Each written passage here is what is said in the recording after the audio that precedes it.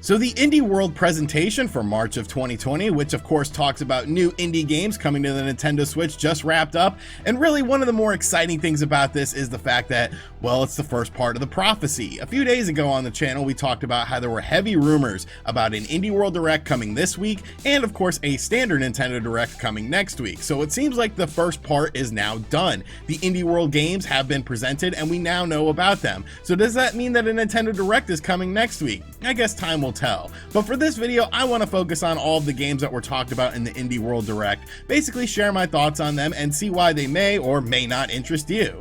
What's up guys, I'm RGT85. If this is your first time on the channel, be sure to hit that subscribe button. But without any further ado, let's talk about all of the games that were in the Indie World presentation and what I thought about them. So things started off with a game called Blue Fire, which is a summer 2020 timed exclusive for the Nintendo Switch. And it was one of the games that we probably saw the most gameplay of. A lot of these presentations were just sort of little snippets of gameplay, but this one seemed to be pretty proud of what they had accomplished so far. It's basically a 3D hack and slash platformer where you'll do things like wall runs, double jumps, all sorts of stuff. It looks very fast paced with all of the different jumping mechanics and dashing. Of course, there are enemies that you'll encounter as well. I sort of got like a Devil May Cry, maybe a bit of a Legend of Zelda vibe from this game. I thought the graphical style of the game looked really nice as well, and it just looked like a very polished indie game. It looked like something that I think a lot of people will enjoy and a lot of people will have fun with. It's definitely one of the better games that we saw during this Indie World presentation, and definitely a game I think should be on your radar. Once again, the game was called Blue Fire. It is a summer 2020 timed exclusive. We will be saying timed exclusive a lot during this video because a lot of these games are timed exclusive for the Nintendo Switch, but I was definitely very impressed with what we saw from this game, and it's definitely a game I'm looking forward to checking out.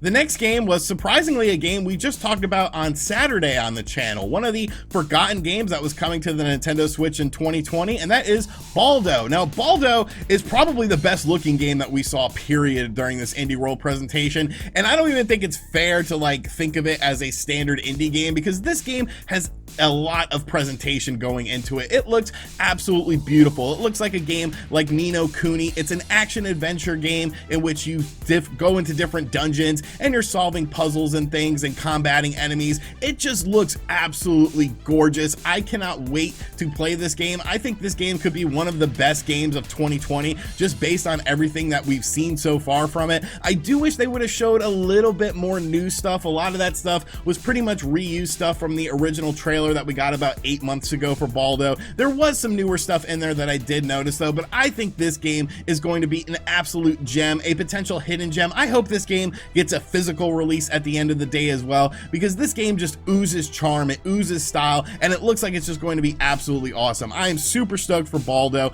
Baldo is actually going to be yet another timed exclusive for the Nintendo Switch. It has a summer 2020 release date and it will be a timed exclusive. I believe the game is also coming out on the PS4 as well, but people, don't sleep on Baldo. This game looks absolutely awesome and I cannot wait to play it. Then we had a game called I Am Dead, which I personally didn't really understand it. It looks like you play as a ghost on a tiny island and you're solving different puzzles. It has kind of a cute art style. I guess it does look somewhat interesting, but once again, it was kind of just very brief in what they talked about. I didn't really understand what the point of the game is and how the game works. It seems like there's a museum and maybe you're collecting artifacts for this museum by solving different puzzles. I'm not quite sure, but it is something that I will keep on my radar, keep an eye out for. It does look like it could have some deeper mechanics into it as well. Once again, it is a timed exclusive for the Nintendo Switch coming sometime in 2020. No concrete release window or anything like that, but I guess it does look interesting. I do wish it was Geist 2 at the end of the day, but hey, you take what you can get.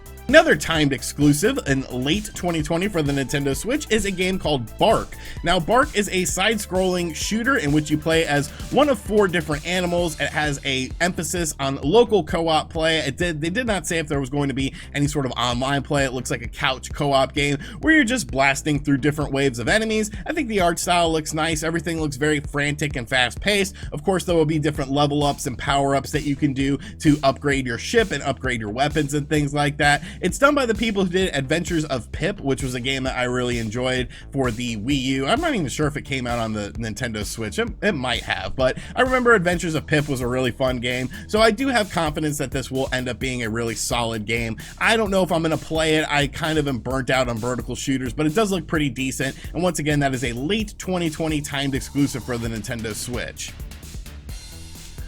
Now, the next game was probably my most disappointing game because I actually wanted more information on this. I wanted to see more gameplay, but they just sort of focused on this weird interview segment between the developer and one of the characters in the game. And it is called Cyanide and Happiness Freak Apocalypse. Now, the art style from the basic footage that we saw from the actual game, it looked a lot like South Park, The Stick of Truth, and I'm kind of getting those sort of vibes from this game. It is a post-apocalyptic game in which there's mutant creatures all around, but the way you sort of walk around in the different areas and the brief gameplay that we saw, I definitely got a South Park Stick of Truth and of course Fractured Butthole vibe from it, and I like that. I think that looks really cool. I just wish they would have talked about the game more and showcased the game a bit more. It is a summer 2020 game for the Nintendo Switch, once again a timed exclusive, but honestly I do wish we saw more gameplay out of it because I'm kind of interested in this game. That's kind of why I was disappointed, because I wanted to see more, because I think it could be pretty cool. Next up, we have a game called Summer in Mara, which was one of the most visually impressive games, I think, of the presentation. It's sort of a open 3D world in which you go into different environments and different islands, and there's a day and night cycle. You basically harvest crops and you're trying to solve different puzzles. You're playing as a young girl who's trying to help the world and nature in general. This, once again, is a timed exclusive for the Nintendo Switch. There's actually some Nintendo Switch exclusive items that you get in this being a timed exclusive. It is coming out in spring of 2020, which is kind of funny because the game is called Summer in Mara, but I think this game has a lot of potential. I think this game looks pretty cool. Kind of reminds me a bit of Yonder. You know, it's not one of those games where you're doing a lot of combating and things like that, but those sort of open 3D world adventure games I think can be very nice and very relaxing. I actually enjoyed Yonder quite a bit, so it looks pretty cool.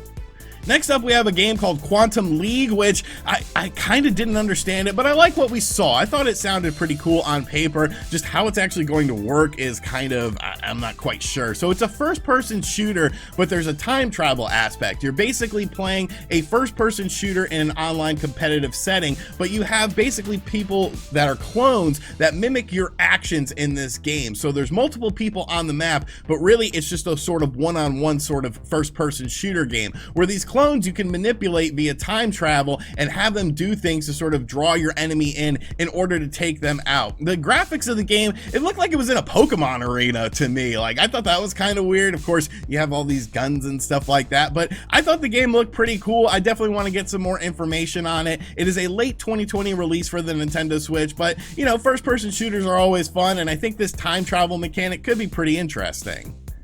Next up, we had The Good Life, which is a debt repayment RPG, kind of like Animal Crossing, I assume. You basically play in a small town, you're trying to solve a murder, and at night, everyone turns into a dog or a cat? I don't know, it seems kind of bizarre. The graphical style of the game did seem nice, though. It seems like it's going to be, like I said, sort of an Animal Crossing style game. I don't really know what other games are out there that are a debt repayment RPG. I guess that's becoming a genre nowadays, but it looked interesting. Once again, this is a 2020 release date for the Nintendo Switch with no time window or anything like that, probably a later release.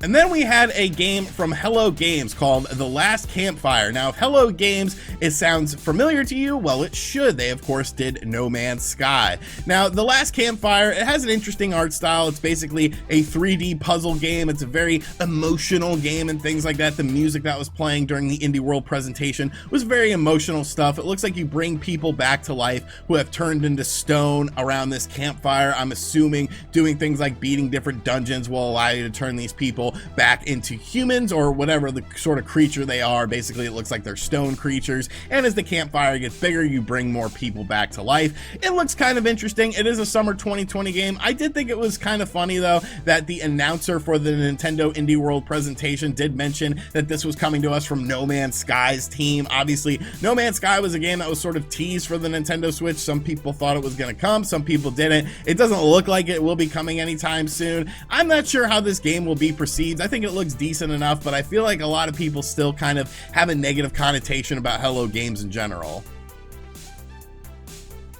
Then there was a game called Pixel Junk Eden 2. It's a music-based game. It kind of reminds me of that Electroplankton, I believe that was the name of the game, that came out on the DS.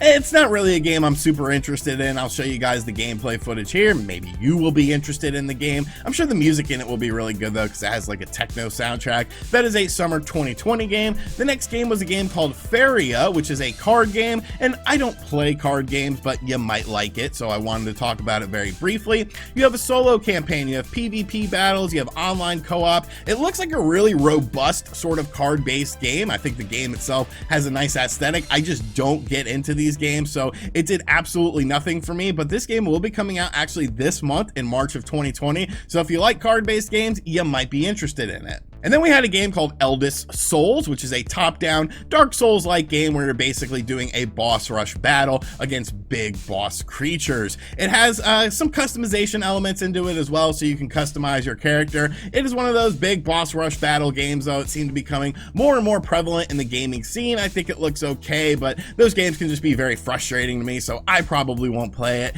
It is a timed exclusive for the Nintendo Switch, coming out in summer of 2020, so if you're looking for a good challenge, this will probably do that sort of thing. And then we had a sizzle reel of Nintendo Switch indie games coming out. Some of the ones that I wanted to highlight are the Blair Witch game. Now the Blair Witch game is kind of like Outlast games. It released on the Xbox One. It got decent reviews and it seems like a decent enough game. You can get the game on Game Pass though, so if you have Xbox One, you might as well get it on Game Pass, but it is coming out into the Nintendo Switch. Ghost of a Tale, which was a 3D platforming game. Skyrocket, which is available later today. It's a 2D flying game that I think actually looks pretty fun. Superliminal, which was a mind-bending game that was very popular on things like Steam. It's a first-person perspective where you're trying to solve different puzzles. Wingspan, which looked like a card-based bird game. I don't know, maybe that will work out. Dicey Dungeon, which was a roll the dice sort of game. Game called Bouncy Castle that I thought looked kind of cool. Moving Out, which was an Overcooked style game where you move stuff. And then the final game was also a stealth drop game. Now, one of the most popular games on the Nintendo Switch in terms of the indie scene is, of course, Enter the Gungeon. Well, now Exit the Gungeon is releasing on the Nintendo Switch later today. And you basically blow up lots of crap. There's shifting rooms. There's tons of different weapons. It is a timed exclusive on the Nintendo Switch. And like I said, the game launches today. So overall, it was an Indie World presentation. I thought it was pretty solid. I do wish that we would have gotten some updates on games like Skater XL. That obviously is an indie game that I'm really looking forward to. That's coming out this year. It was very cool to see a little bit of more footage from games like Baldo as well. So overall, it was decent. Nothing too spectacular, nothing too mind-blowing, but it is nice to see what indie games are coming to the Nintendo Switch in 2020. A lot of these games are timed exclusives as well, so I thought it was pretty cool. So be sure to let me know in the comments section down below what you thought of this Indie World presentation. What games you're looking forward to, what games maybe you didn't really think they looked all that cool. And of course, guys, thank you for checking out this video. Hopefully we'll be doing something next week with a proper Nintendo Direct. It does look like there's a lot of stuff happening this week in the world of video games though. Tomorrow, PlayStation is going to be unveiling the PlayStation 5. There's a Trials of Mana demo coming out tomorrow as well. We also have the Resident Evil 3 demo coming out this week. Of course, Doom Eternal and Animal Crossing come out, so there will be plenty of stuff to talk about. So make sure you guys are subscribed to the channel if you have not subscribed yet. And as always, I'll catch you guys on the next video. Later.